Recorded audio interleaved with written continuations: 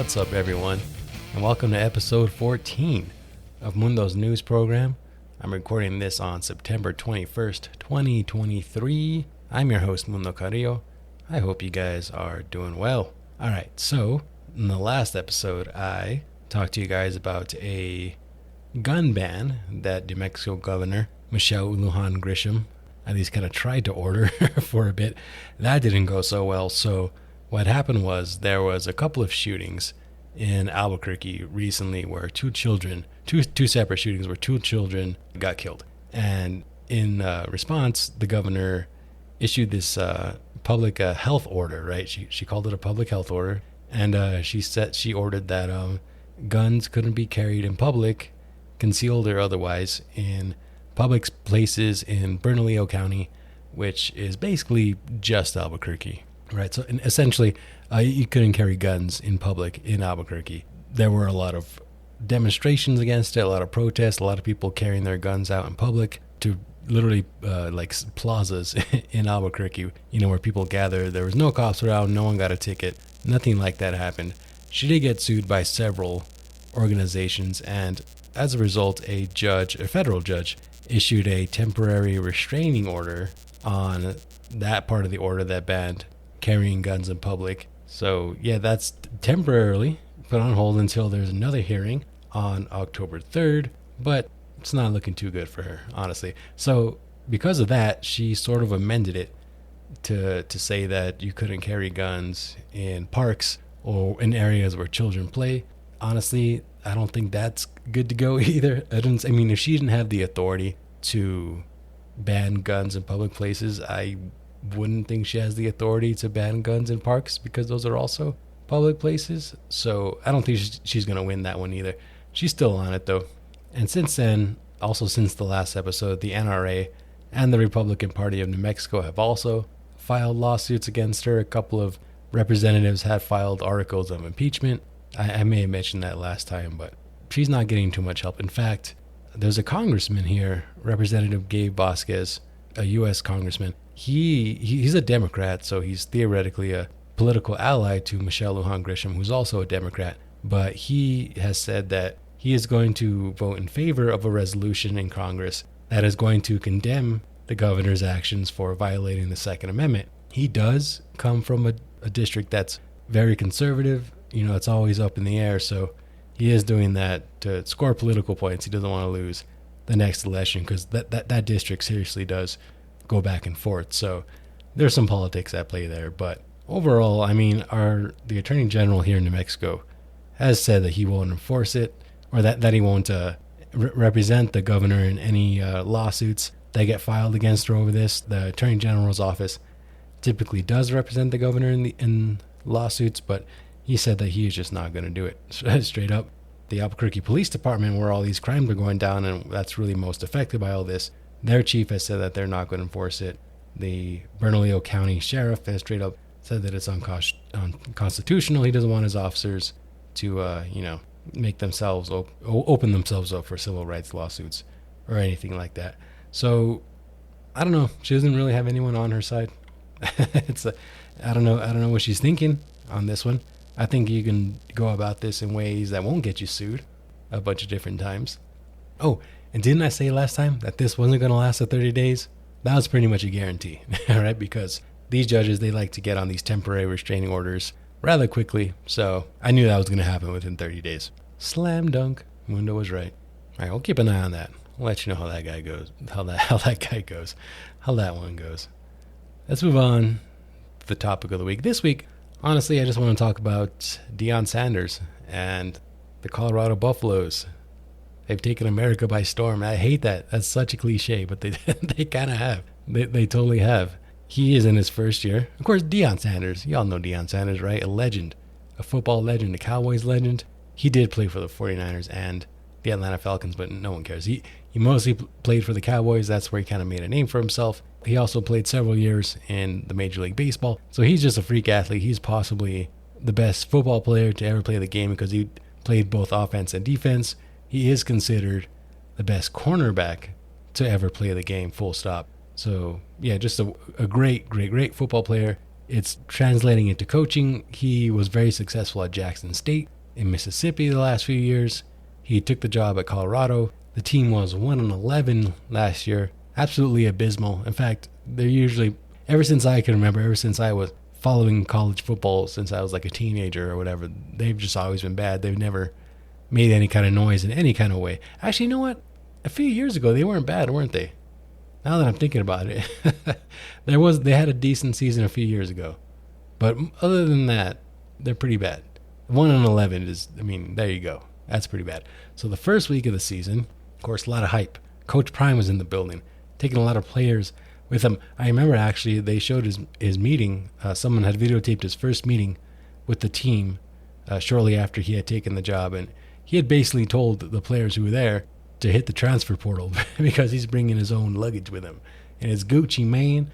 So, yeah, he straight up got there. He told them, hey, hit the portal because I'm building a program here. And I think a lot of guys did. He brought in a lot of his own guys from Jackson State, including his sons, Shador, and, I got to look up the other one because he plays defense.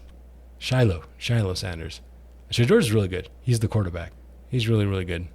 They got Travis Hunter, who's a really good two-way player, kind of like the way Deion was. He, I think in that first game against TCU, he had over 100 yards and 11 receptions and an interception on defense, which is insane. Like, you see that kind of stuff in high school maybe. You don't see guys going both ways like that and making an impact in college. So this guy's a freak. He is out 3 weeks or so due to an injury he suffered in the Colorado State game. But anyway, they have some freaks out there, man. They have some really good athletes, and there's a lot of hype around them, of course. No one really knew how good they were going to be. I think, in fact, they were predicted to be pretty bad still.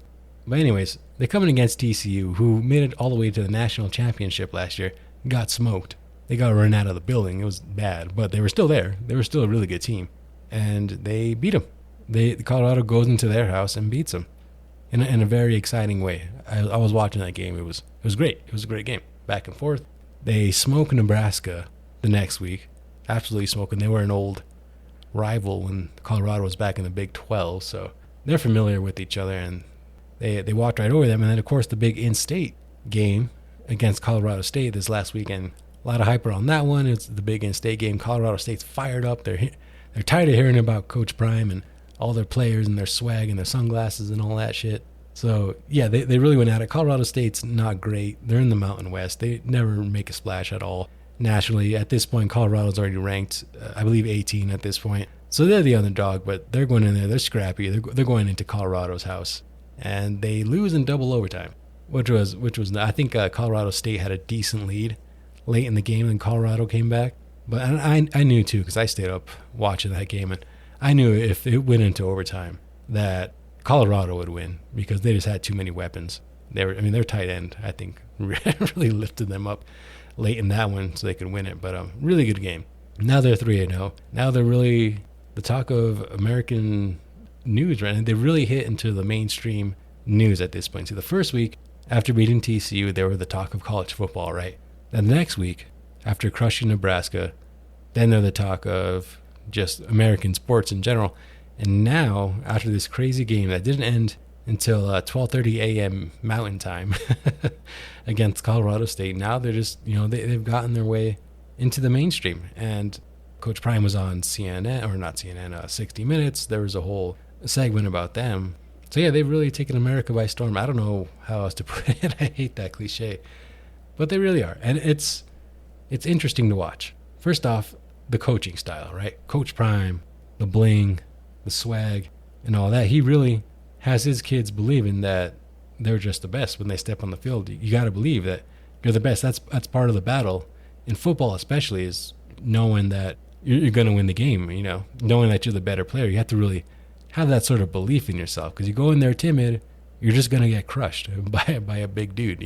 That's how it's going to go. So the fact that he has them, walking in all swaggy and stuff, that's really giving them a lot of confidence. And I watched the 60 Minutes segment, and he was in the locker room telling them that we're not coming, we're already here. And just do that kind of stuff will give a young fella confidence, man. I'm telling you. So they're going out there, they're taking on TCU. They're beating up their in-state rival. And that was a chippy game. Like I said, Travis Hunter was injured on a cheap shot. on a cheap shot from a Colorado State player. It's putting him out for a few weeks. And that player, the police are getting involved because that player who hit him actually started to get death threats. So the police were investigating that.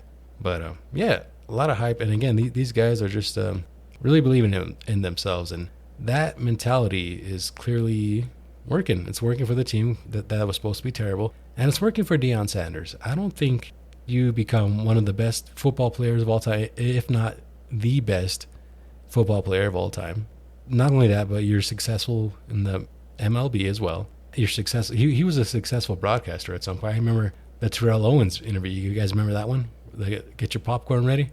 That was a good interview, man. Like, he's good. He was good at interviewing back then. So he was a broadcaster. He was successful at that, I thought. And now he's a successful coach. And now there's a lot of talk about the NFL, wanting him next. I wouldn't doubt it. Look at what he's done with a bad team in Colorado. No doubt he could do a lot with an actual NFL team. Of course that would be successful. I don't think you get to this level of success without that kind of belief in yourself. You got to have that confidence, and clearly he does, and it rubs off. He's a very motivational dude. He makes me want to accomplish a little more. Have a little more swag, a little more pep in my step. You know what I'm saying? But there is kind of a weird downside though. He's in a lot of commercials. It's just weird to see a college coach in so many commercials. He's already a very famous dude. He's already a legend, so that's fine. But now that he's a college coach, it's weird seeing him in so many like Aflac commercials. There was a story today from Sports Illustrated. I'm gonna pull this up. It says Deion Sanders seeks trademark for 4 catchphrases, and they quoted a trademark attorney, Josh Gerben. He said that Deion Sanders filed paperwork for trademarks on Monday for phrases Coach Prime, Prime Effect, It's Personal, and Daddy Buck. I don't know what Daddy Buck's all about. Daddy Big Bucks, you know what I'm saying? But yeah, It's Personal. That's kind of a weird one to trademark too. I think he has a clothing line and stuff, and he does coaching services, so it might just be for his other businesses. He also does earn a lot of money. People are concerned about that a public employee, because don't forget, coach for a public university is a state employee. So he's making a lot of money on top of his state salary, which I don't have any problem with that, really. I don't have a problem with someone making as much money as they can. Why not? He's doing his job for the state, clearly very, very well. So he can go ahead and make money. I know people don't really like that, but whatever. There's also this consideration for the players that got let go or got cut or had to transfer. There should be more protection for those guys so they're not left out in the cold without a scholarship, or that's a kind of unfortunate. I don't know exactly what happened to the players there, but I did hear some concerns that players should have some sort of protection, that they shouldn't, just because a new coach comes in, that they get left out in the cold, have to find a new school, or hope they get a scholarship, or whatever the case might be. So that's kind of unfortunate. But at the same time, look at the results. He's winning 3-0 so far. They do have Oregon this next week, so who knows? That's gonna be tough. That's gonna be really tough. I know TCU, that's a big deal because they're always good, but I think Oregon will really test you. This is gonna be, I think, the first real test of the season. Not that they haven't passed any tests. Clearly they have. They showed resiliency in that Colorado State game. They came from behind and they got it done. But I think this is going to be the real test. We'll see what happens after this one. That'd be crazy if they went undefeated or somehow got their way into the college football playoff. That'd be nuts. Especially after going 1-11. That just doesn't happen. So we'll see what they can do, man. You got to keep winning, though. To get into that playoff, you have to be pretty much undefeated, or your loss has to be against a really good team. So yeah, anyways, I just want to talk about something positive, something uplifting this week instead of talking about horrible tragedy. Don't worry. I'm sure I'll talk about something horrible next week. But until then, I'm going to call it a day, guys. Really appreciate you listening. Thank you to the Patreon supporters, Daniel, Tony, Andres, and Emily. Really appreciate you guys. All right. Until next time, folks, my name's Mundo, and I'm out. Peace.